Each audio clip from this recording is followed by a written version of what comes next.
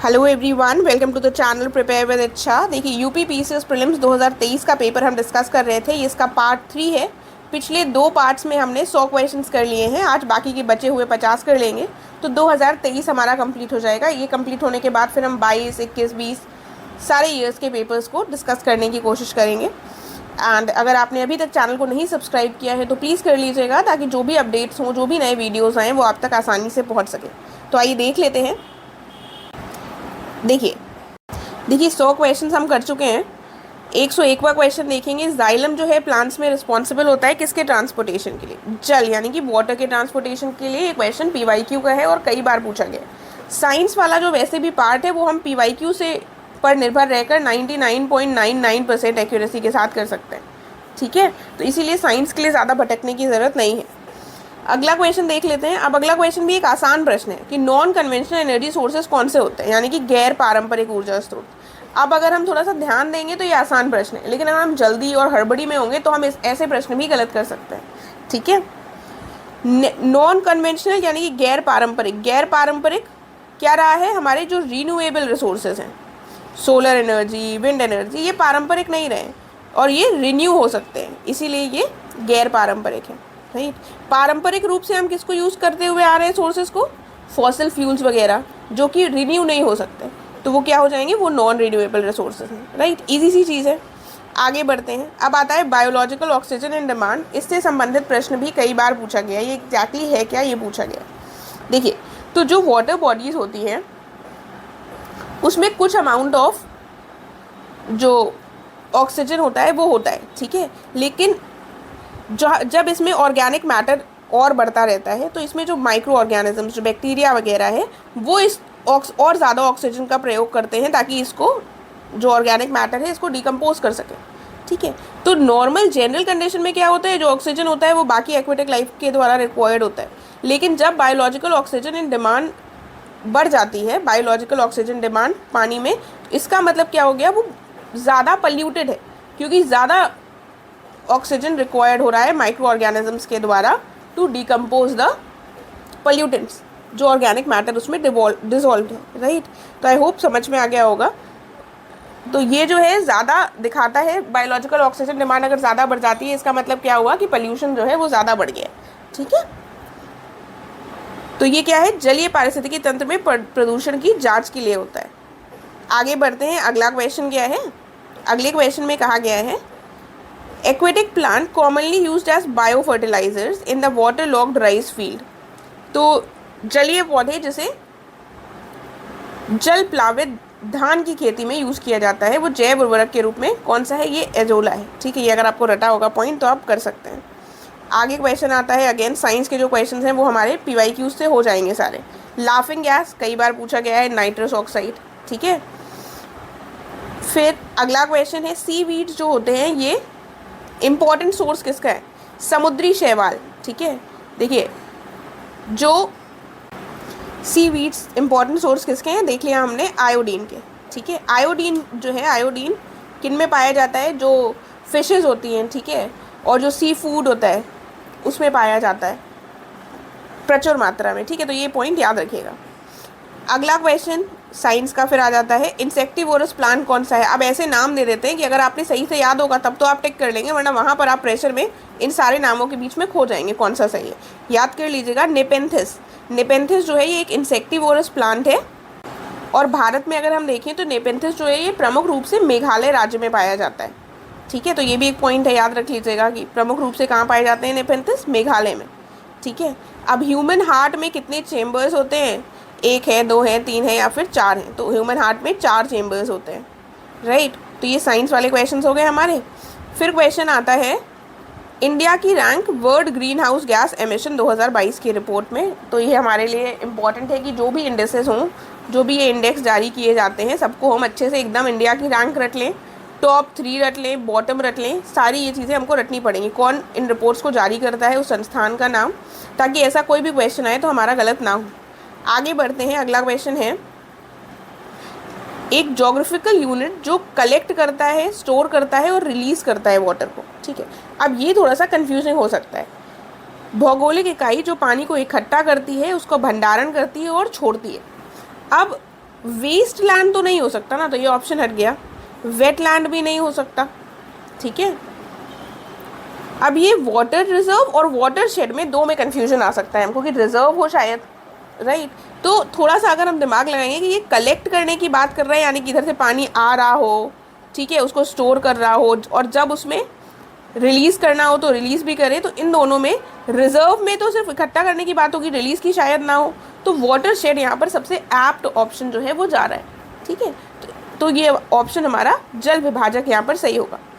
आप English medium के हो या हिंदी मीडियम के, दोनों ही साइड के प्रश्नों को इधर उधर देखते रहिए, क्योंकि इतने सहज तो सभी बच्चे होते हैं कि वो इधर का थोड़ी बहुत इंग्लिश समझ लें और इधर की थोड़ी बहुत हिंदी समझ लें। कई बार इधर वाले वर्ड इंग्लिश वाले नहीं समझ में आते हैं तो तुरंत हिंदी में स्विच कर जाइए, ठीक है। एक्ट्स बहुत फेवरेट रहे हैं यूपी पीसीएस के, बहुत बार हर साल ही पूछा जाता है कोई ना कोई एक्ट, ठीक है। तो water prevention and control of pollution act 1974 में आया था, एनैक्ट हुआ था। फिर आता है एग्जाम्पल ऑफ लोटेक इकोसिस्टम। अब आसान सा टर्म है, अगर लोटेक इकोसिस्टम पता है तब तो ये क्वेश्चन सही हो जाएगा, नहीं पता है तो गलत हो जाएगा। तो लोटेक इकोसिस्टम क्या होता है? फ्लोइंग वाटर जिसमें होता है वो लोटेक इकोसिस्टम कहलाते हैं, जिसमें रिवर्स आ जाएंगी, स्ट्रीम्स आ जाएंगी, ठीक है। तो इसमें फ्लोइंग वाटर किसमें? रिवर्स में, ऑप्शन सी सही हो जाएगा, ठीक है। देन अब थोड़े से ये मिसलेनियस क्वेश्चंस भी आएंगे। ये ध्यान रखिए कि ये पेपर आपका ऐसा नहीं है कि आपको 150 में 150 करने, राइट। ना ही आप 150 में 150 कर पाएंगे, ना ही जो एग्जामिनर है वो चाहता है कि आप 150 में 150 कर पाएँ। तो थोड़े से क्वेश्चंस रैंडम मिलेंगे, एक आधे क्वेश्चंस अगर ऐसे आते हैं तो हमें उसमें परेशान नहीं हो जाना है, बताओ ऐसा क्वेश्चन दे दिया, ठीक है। एनीवेज, इस पे वापस आते हैं। First national centre for marine biodiversity of India, ये कहाँ पर है? जामनगर में स्थित है, ठीक है। आगे बढ़ते हैं। क्वेश्चन है नेचुरल सिल्क में कौन सा कंटेंट पाया जाता है? नेचुरल सिल्क की बात हो रही है तो फॉस्फोरस तो नहीं लग रहा है, मैग्नीशियम, पोटेशियम, नाइट्रोजन। सबसे ऐप्ट जो है वो नाइट्रोजन ही साउंड कर रहा है, अगर आपने थोड़ा बहुत पढ़ रखा है तो आंसर भी हमारा वही हो जाएगा। इन ऐसे क्वेश्चंस वो हैं जो अगर आपने नहीं भी पढ़े हैं तो यहाँ पर गेस वर्क आपका चल जाएगा, ठीक है। अगला क्वेश्चन आता है desert dwelling animals are called. अब देखिए, अब ये जो शब्द है ये कितने डिफिकल्ट हैं, अगर आपको नहीं पता है तो आप नहीं कर पाएंगे, तुरंत आप हिंदी में स्विच कर जाइए। वृक्षवासी जानवर तो नहीं होंगे, स्थलीय जानवर भी नहीं होंगे, बिल बनाने वाले जानवर भी नहीं होंगे, मरोदमित हो सकते हैं, और रेगिस्तान को मरुस्थल कहा भी जाता है, शब्द भी सिमिलर है। तुरंत आपने डी टिक करा और आपका आंसर करेक्ट हो गया, ठीक है। तभी दोनों ऑप्शन देखना बहुत इंपॉर्टेंट है।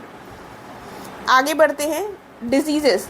अब साइंस में बायोलॉजी के क्वेश्चन सबसे ज़्यादा पूछे जाते हैं, जिसमें डिजीजेज और उसके बाद वाइटामिन वगैरह बहुत इंपॉर्टेंट हो जाते हैं, राइट। तो फिलहाल ये डिजीजेस का क्वेश्चन है, देख लेते हैं। पेप्टिक अल्सर्स जो है ये बैक्टीरिया के कारण होते हैं। डेंगू जो है ये वायरस से होता है, ये तो आपको पता ही होगा, ठीक है। तो B1 अगर आपको पता है तो आपको सारे ऑप्शन आपको पता चल जाएगा कि ऑप्शन बी ही करेक्ट है, ठीक है। एलिफेंट फुट जो है ये होता है हमारा वॉर्म से, और मलेरिया होता है प्रोटोजोआ से, ठीक है। आगे बढ़ते हैं। अब ट्रॉफिक लेवल्स क्या होती हैं? देखिए, इसमें trophic levels are formed by पूछा गया है। तो ट्रॉफिक लेवल्स बेसिकली लेवल बताते हैं, पोजीशन बताते हैं ऑर्गेनिज्म की एक फूड चेन या फिर फूड वेब में। तो ये हमारा सही हो गया, ऑप्शन ए करेक्ट हो जाएगा।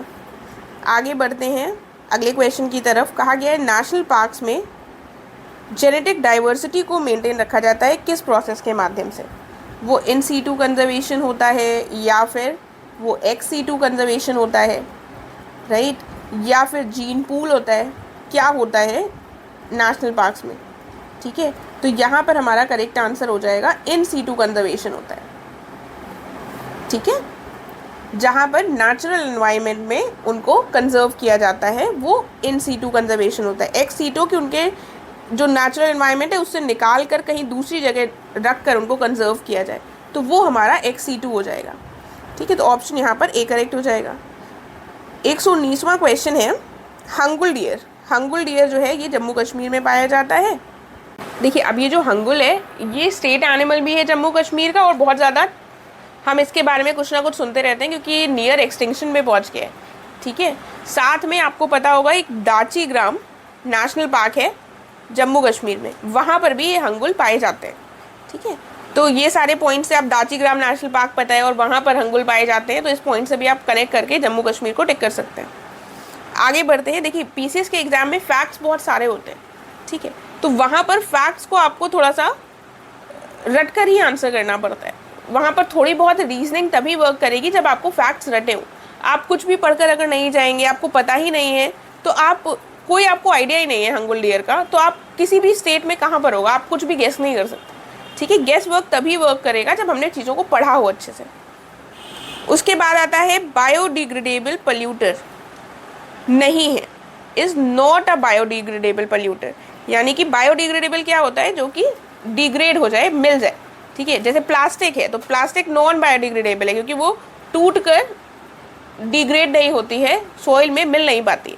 ठीक है, तो जो डोमेस्टिक वेस्ट है, घरेलू अपशिष्ट, इसको तो डिग्रेड कर देते होंगे बैक्टीरियाज। यूरिन, इसको भी कर सकते हैं। फीकल मैटर यानी कि जो मल पदार्थ है, इसको भी डिग्रेड कर देते हैं bacterias, right. Not a biodegradable पूछा गया है, ठीक है, नॉट ज़रूर ध्यान देना है। तो पेस्टिसाइड्स ही एक ऐसी चीज़ है जो यहाँ पर हमको लग रहा है कि हाँ, ये शायद इनको जो बैक्टीरियाज हैं वो ब्रेक डाउन ना कर पाते हों। ठीक है, तो उस हिसाब से हमारा इसमें क्योंकि ऑप्शंस जो हैं वो काफ़ी आसान है, अगर थोड़ा सा घुमा देते ऑप्शंस को तो हम लोग ना कर पाते। इसीलिए सारे चारों ऑप्शंस देखकर फिर आप इसमें पेस्टिसाइड आराम से निकाल सकते हैं कि यूरिन जो है ये तो बायोडिग्रेडेबल होगी, फीकल मटेरियल भी बायोडिग्रेडेबल होगा, डोमेस्टिक वेस्ट, घर का जो खाना होता है, घरेलू अपशिष्ट, वो भी बायोडिग्रेडेबल होते हैं। तो नॉट अ बायोडिग्रेडेबल पल्यूटर पूछा गया है, तो हमारा ये कीटनाशक हो जाएंगे, राइट। अगला क्वेश्चन देखते हैं। अब ये यूनियन बजट से रिलेटेड है, टोटल आउटले पूछा है, तो ये सब भी हमको रटना पड़ेगा। इससे समझ में आता है कि चीज़ों को हमें रटना पड़ेगा ये बजट से रिलेटेड। देखिए, अब ये क्वेश्चन जो है थ्योरीज ऑफ पॉपुलेशन जो है, ये इसके प्रोपाउंडर्स कौन कौन है, किसने किसने ये थ्योरीज थी, ये थोड़ा सा टफ क्वेश्चन हो सकता है क्योंकि जनरली हम लोग ज्योग्राफी में इन चीज़ों को अवॉइड कर देते हैं या नहीं पढ़ते हैं प्रीलिम्स के पर्सपेक्टिव से। ठीक है, तो अगेन सारे क्वेश्चन ऐसे नहीं होंगे जो हम पढ़ते हो, थोड़ा सा उनको भी टफ बनाना है पेपर, स्कूल और कॉलेज का पेपर नहीं है, ये बात ध्यान रखनी है। ऐसे क्वेश्चन को अगर कुछ आइडिया नहीं है तो स्किप किया जा सकता है। ये वो क्वेश्चन है जो आपको अटेम्प्ट नहीं करने अनटिल अनलेस आपको आइडिया हो कुछ। ठीक है, क्योंकि ये फैक्ट है बहुत ज़्यादा और हमें नहीं पता है तो हम कुछ इसमें गेस वर्क काम ही नहीं चलेगा यहाँ पर गेस वर्क का। ठीक है, जैसे ये हो सकता है कि आपको पता हो अगर कि माल्थस जो हैं इन्होंने पॉपुलेशन फूड सप्लाई थ्योरी दी है, राइट, तो शायद आपका इससे निकल आएगा। नहीं, दो ऑप्शन है, फिर भी लास्ट वाला ऑप्शन भी यही है, तो इससे केवल नहीं निकलेगा। और माल्थस की थ्योरी के बारे में लोगों को पता भी होता है, राइट, तो इस क्वेश्चन को स्किप किया जा सकता था। एनीवेज फिलहाल हम देख लेते हैं। जो ऑप्टिमम पॉपुलेशन थ्योरी है ये दी गई थी एडविन कैनन के द्वारा। सोशल माल एडजस्टमेंट थ्योरी जो है ये दी गई थी हेनरी जॉर्ज के द्वारा। और डेमोग्राफिक ट्रांजिशन थ्योरी जो है ये दी गई थी थॉमसन के द्वारा। ठीक है, आगे बढ़ते हैं नेक्स्ट क्वेश्चन की तरफ। अब सस्टेनेबल डेवलपमेंट जो है ये बहुत ही ज़्यादा फेवरेट टॉपिक है यूपीपीसीएस का, कई बार इससे क्वेश्चन पूछा गया और इस पेपर में भी 2-3 क्वेश्चंस थे, तो ध्यान दीजिएगा। What do we call balancing the need to use resources and also conserve them for future. तो सस्टेनेबल डेवलपमेंट का मतलब क्या होता है कि संसाधनों के उपयोग तथा भविष्य के लिए उनके संरक्षण, उनको सुरक्षित रखा जा सके और संतुलित उनका प्रयोग किया जा सके, यही हमारा सतत विकास है। ठीक है, तो ये हमारा ऑप्शन बी करेक्ट हो गया। फिर अगला क्वेश्चन है, फिर से ये आसान क्वेश्चन है। ये सारे क्वेश्चन वो हैं कि अगर हम सादा एकदम नॉर्मल स्टेट ऑफ माइंड में पढ़ेंगे तो हमारे गलत होने के चांसेस ही नहीं, लेकिन अगर हम पैनिक कर पढ़ेंगे तो ये सारे क्वेश्चन हम गलत कर देंगे। निम्नलिखित में से कौन सा सतत विकास का लक्ष्य नहीं है जिसे 2030 तक प्राप्त करने का लक्ष्य रखा गया। अब अगर आपको 2030 के जो SDG गोल्स हैं वो रटे हैं तो वेल एंड गुड। इनकेस आपको नहीं भी रटे हैं, आप भूल जाते हैं, कंफ्यूज हो जाते हैं, तब भी ये क्वेश्चन कर सकते हैं। जेंडर इक्वालिटी की बात होगी, जीरो हंगर की बात होगी, सस्टेनेबल डेवलपमेंट गोल्स में गुड हेल्थ और वेलबींग की बात होगी। स्पेस रिसर्च एक डिफरेंट टॉपिक है। इन तीनों को अगर आप इनमें से ऑड वन आउट निकालेंगे तो अंतरिक्ष अनुसंधान निकल आएगा, तो उस बेसिस पे आप इसको टिक कर सकते हैं और वही यहाँ पर सही हो जाएगा। आगे देखते हैं, आगे क्या कहा गया है। एजर्शन और रीज़न के बहुत सारे क्वेश्चन थे इस पेपर में, तो कई बच्चों को इसी वजह से ये थोड़ा सा टफ लगे पॉइंट्स, बट ध्यान दे कर पढ़ेंगे तो ये आसान से क्वेश्चंस होते हैं। कभी कभी थोड़ा सा घुमा देते हैं, उसमें कोई डाउट नहीं है, लेकिन जो ज़्यादा डिफिकल्ट लगे तो उसको स्किप कर दीजिए। जिसमें कोई रीजनिंग, कोई लॉजिक ना बैठ रहा हो तो उन क्वेश्चंस को अटेम्प्ट नहीं करना है, क्योंकि उसमें हम अक्कड़ वक्कड़ करेंगे तो उसके मैक्सिमम चांसेस हैं कि वो गलत ही हो। देखिए, population control is necessary to maintain the environment of the country. सही बात है, पॉपुलेशन कंट्रोल तो ज़रूरी है ही है। Due to rapid increase in population the environmental balance is maintain. Rapid increase और एनवायरमेंटल बैलेंस कैसे हो सकता है? रैपिड इंक्रीज से तो डिसबैलेंस होगा ना, तो ये स्टेटमेंट गलत हो जाएगी और हमारा ऑप्शन सी करेक्ट होगा यहाँ पर। फिर आगे बढ़ेंगे। अब ये international day for eradication of poverty theme पूछी गई है, तो थीम्स भी बहुत इंपॉर्टेंट है। सिमिलर थीम्स होंगी तो हम कंफ्यूज हो सकते हैं, इसलिए ध्यान से रट लीजिए। देखिए क्या कहा गया है, आर्थिक विकास में मानव संसाधन के योगदान के संदर्भ में हमको ये कथन बताना है कौन सा सही है। पहले में कहा गया आर्थिक विकास यानी कि इकोनॉमिक डेवलपमेंट जो है ये जनसंख्या वृद्धि पर प्रभाव डालता है। बिल्कुल सही बात है। जनरली सोचिए इकोनॉमिक डेवलपमेंट हो रहा है, जो अर्बन एरियाज़ हैं अगर वहाँ पर आप देखिए तो वहाँ पर पॉपुलेशन जो है वो कम हो रही है, कंट्रोल हो रही है। लोगों की जब इकोनॉमिक कंडीशंस इंप्रूव होती हैं तो जनरली देखा गया है कि लोअर बर्थ रेट्स होते हैं, ठीक है। उसके बाद दूसरे में कहा गया है जनसंख्या वृद्धि का आर्थिक विकास पर प्रभाव। अगर जनसंख्या एक बढ़ रही है, पॉपुलेशन ग्रोथ हो रही है, तो इकोनॉमिक डेवलपमेंट में पक्का ही असर पड़ेगा, प्रभाव देखने को मिलेगा। ये वाला पॉइंट तो पक्का हो जाता है। इसमें थोड़ा सा हम सोच सकते हैं रिलेट कर प्रेजेंट सर्कमस्टांसेस को, ठीक है। तो करेक्ट आंसर हमारे ऑप्शन सी हो जाएंगे, दोनों ही स्टेटमेंट सही हैं। आगे बढ़ते हैं। अब ये वाला क्वेश्चन जो था, इस क्वेश्चन में बहुत ज़्यादा डाउट्स थे क्योंकि ऑप्शन में 1872 कहीं नहीं दिया हुआ था। Work done for the first time in India, census work done की बात की गई है, तो 1871 ये आयोग ने सही माना था और इन ऑप्शंस में यही सबसे सही भी जा रहा है। आगे देखते हैं, एसडीजी की बात आती है तो एसडीजी सस्टेनेबल डेवलपमेंट गोल्स जो कौन कौन से हैं। देखिए ये एसडीजी जो है ये पूछा गया है प्रीवियस ईयर्स में भी और ये बहुत इंपॉर्टेंट हो जाता है। एसडीजी और एचडीआई मैंने भी अपने वीडियोस में कई बार बताया है। इसके बाद वेटलैंड से संबंधित, ठीक है, वेटलैंड साइट्स जो नेशनल वेटलैंड डे मनाया जाता है, ये वाले ऐसे पॉइंट्स हैं जो हर बार ऑलमोस्ट इनसे क्वेश्चंस आता है, ठीक है। तो हमको ये वाले क्वेश्चंस तो गलत करने ही नहीं, रट लेने हैं पूरे सारे एसडीजीज, ठीक है। तो यहाँ पर कौन सा ऑप्शन करेक्ट हो जाएगा, ए का 3। एसडीजी 10 जो है ये हमारा हो जाएगा रिड्यूस्ड इनइक्वालिटीज़। एसडीजी 13 क्या हो जाएगा, option climate to action, option 1।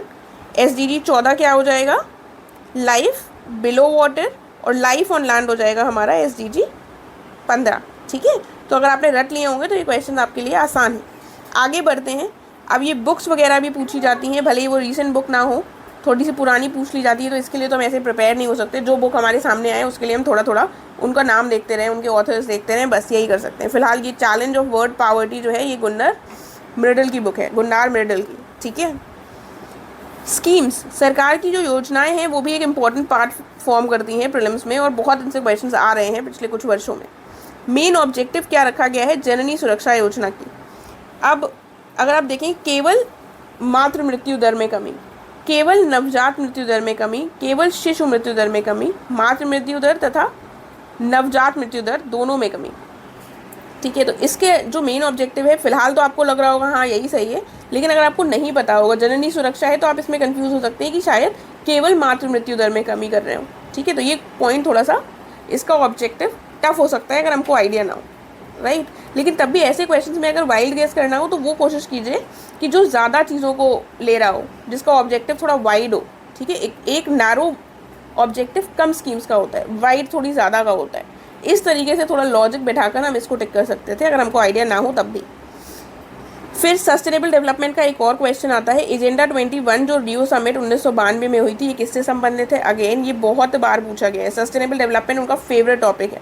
Sustainable development यहाँ पर करेक्ट हो जाएगा, ठीक है। देन नेक्स्ट क्वेश्चन, इसमें क्या कहा गया है, फिर से सस्टेनेबल डेवलपमेंट से ही रिलेटेड क्वेश्चन है।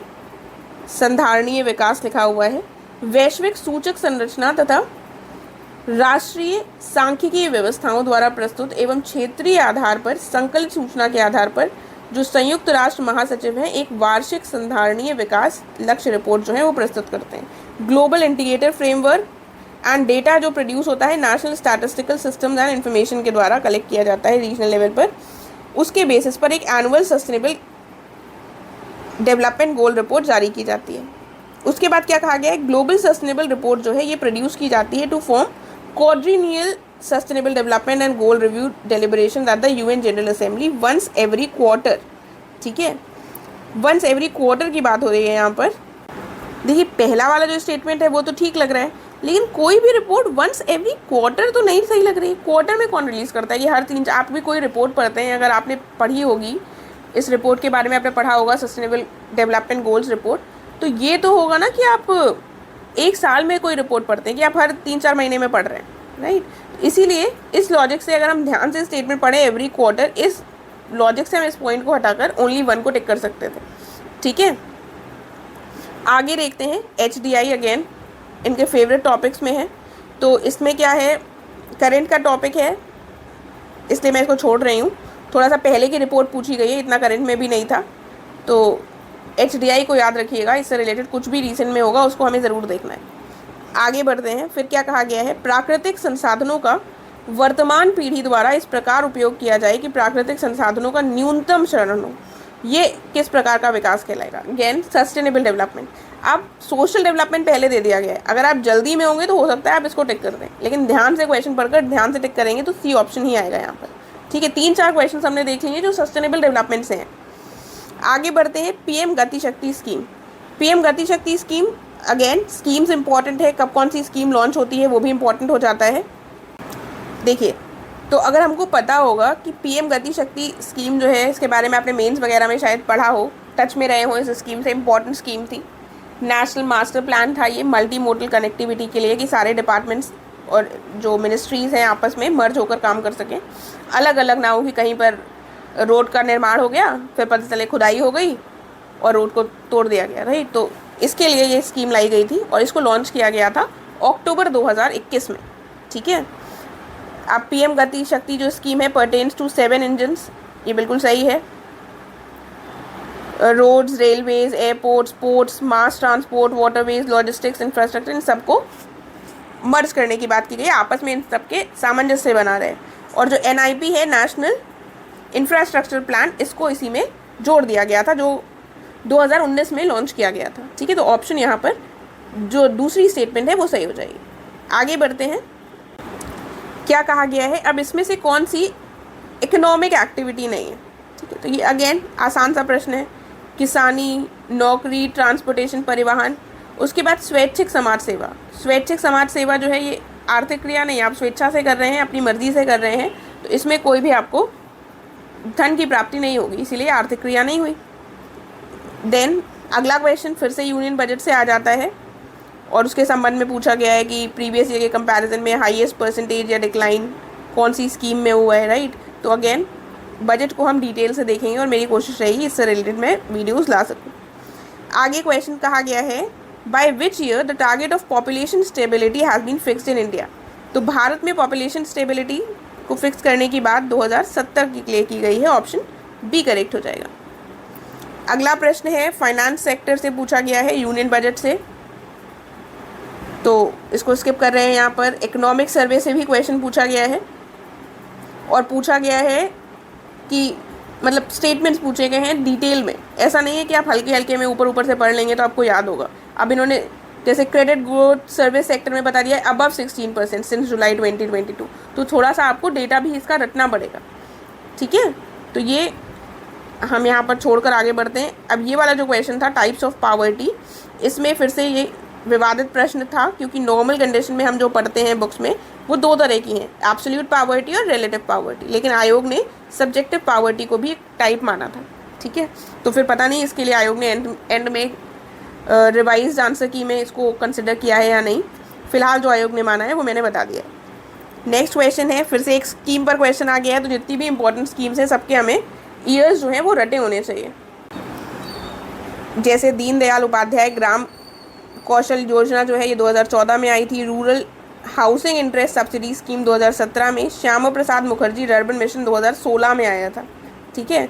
तो ये वाला तो गेस वर्क नहीं चल पाता क्योंकि ये रिसेंट स्कीम्स भी नहीं है और शायद याद भी ना आ पाए एग्जाम में, तो इसको स्किप कर सकते हैं ऐसे क्वेश्चन को। सांसद आदर्श ग्राम योजना 2014 में आ गई थी, ठीक है। फिलहाल इनको लर्न कर लीजिएगा कि अगला साल का जो पेपर हो 2024 का, उसमें अगर कोई ऑप्शन एक हमारा यहाँ पर हो, सिमिलर ऑप्शन मिल जाए तो हमें पता होना चाहिए, राइट। आगे देखते हैं, अब ये स्कीम्स हैं उत्तर प्रदेश से संबंधित, ठीक है। अब हमको बताना है कौन सी उत्तर प्रदेश से संबंधित स्कीम है बेसिकली। अनूठी उपहार स्कीम, मातृ शक्ति उद्यमिता स्कीम, कौशल्या मातृत्व स्कीम, स्त्री निधि स्कीम। तो केवल जो पहली स्कीम है यही उत्तर प्रदेश से संबंधित है, ठीक है। तो जो भी स्कीम्स हैं वो हमें अच्छे से पढ़नी है, चाहे वो राज्य की हो चाहे वो नेशनल लेवल पर, ये भी हमको इस पेपर से समझ में आ गया है। अगेन एक और क्वेश्चन स्कीम से संबंधित ही है, is not the central government program and it is Uttar Pradesh government program. तो सेंट्रल गवर्नमेंट का मनरेगा हो जाएगा, ग्रामीण स्वास्थ्य मिशन, पंडित नेहरू उत्कर्ष मिशन। तो गंगा एक्सप्रेसवे जो है ये उत्तर प्रदेश गवर्नमेंट का प्रोग्राम है, तो ये हमारा ऑप्शन सी करेक्ट हो जाएगा। उत्तर प्रदेश को एक्सप्रेसवे स्टेट भी कहा जा रहा है क्योंकि यहाँ पर सबसे ज़्यादा एक्सप्रेसवेज जो हैं वो निर्मित हो रहे हैं। अगला क्वेश्चन देखते हैं। देखिए ये जो बुक है ये अक्टूबर 2022 में रिलीज़ की गई थी बिमल जालान के द्वारा, ठीक है। तो ये हमारा करंट अफेयर का ही हो गया, ध्यान रखिएगा इसको। अगला क्वेश्चन आता है वर्ल्ड वेटलैंड्स डे। वेटलैंड्स जो है बहुत इंपॉर्टेंट टॉपिक है, रामसर साइट्स और रामसर कन्वेंशन सब कुछ जुड़ा हुआ है वेटलैंड से, तो वो पूरा होलिस्टिक टॉपिक हमें अच्छे से कवर करना है। फिलहाल ये क्वेश्चन रिपीटेड है कई बार, 2 फरवरी को मनाया जाता है वर्ल्ड वेटलैंड्स डे। आगे देखते हैं वर्ल्ड सोशल प्रोटेक्शन रिपोर्ट किसके द्वारा पब्लिश की जाती है। तो जो भी इंपॉर्टेंट रिपोर्ट्स हैं उनको कौन पब्लिश करता है उसकी हमें एक लिस्ट बना लेनी है, क्योंकि पिछले सालों में ऐसे क्वेश्चंस आए हैं रिपोर्ट्स को कौन पब्लिश करता है, ठीक है। इसको पब्लिश किया जाता है ILO के द्वारा। सोशल प्रोटेक्शन की बात हो रही है तो थोड़ा सा अगर दिमाग लगाएंगे, जो लेबर ऑर्गेनाइजेशन है वही हमेशा सोशल प्रोटेक्शन की बात करता है, तो वही इसको रिलीज़ करता है, ठीक है। आगे बढ़ेंगे, मिड डे मील स्कीम जो है इसको कब रीनेम कर दिया गया था, PM पोषण स्कीम के रूप में, तो 2021 में हुआ था ऐसा। देन यूनियन बजट पर फिर से आ गया एलोकेशन अमाउंट, और एलोकेशन अमाउंट में भी इतना बड़ा बड़ा फिगर्स, ठीक है, कि 9,155 करोड़। तो कितना रटना पड़ेगा ये आपको चीज़ें समझ में आ रही होंगी। अगर आप भूल गए हैं ये वाले पॉइंट्स, आपने पिछले साल पेपर दिया था उसके बाद उठाकर नहीं देखा, तो हो सकता है ये ध्यान से उतर गया हो। तो अब इसको रिवाइज़ करते वक्त ये वाले पॉइंट्स याद रखिएगा कि नंबर्स हमको बहुत सारे लर्न करने पड़ेंगे। एंड इसके साथ हमारा ये पेपर कंप्लीट हो गया है। आई होप किसी को कोई कन्फ्यूजन नहीं होगा। किसी क्वेश्चन में अगर आपको डाउट हो तो आप पूछ सकते हैं कमेंट कर कर। एंड टेलीग्राम चैनल को ज़रूर ज्वाइन कर लीजिएगा, वहाँ पर आपको कोई भी क्वेश्चन हो तो मुझसे डायरेक्टली पूछ सकते हैं। और अगर आपको वीडियो अच्छा लगा है तो प्लीज़ लाइक और शेयर कीजिएगा। मेरा प्रयास रहेगा कि बाकी जो ईयर्स के पेपर्स हैं उनको भी जल्द से जल्द लाऊं, और GS 5 का वीडियो कल आएगा, ठीक है। जो लोग वेट कर रहे हैं GS 5 की वीडियो का, वो मैं कल प्रोवाइड करूँगी। Thank you everyone.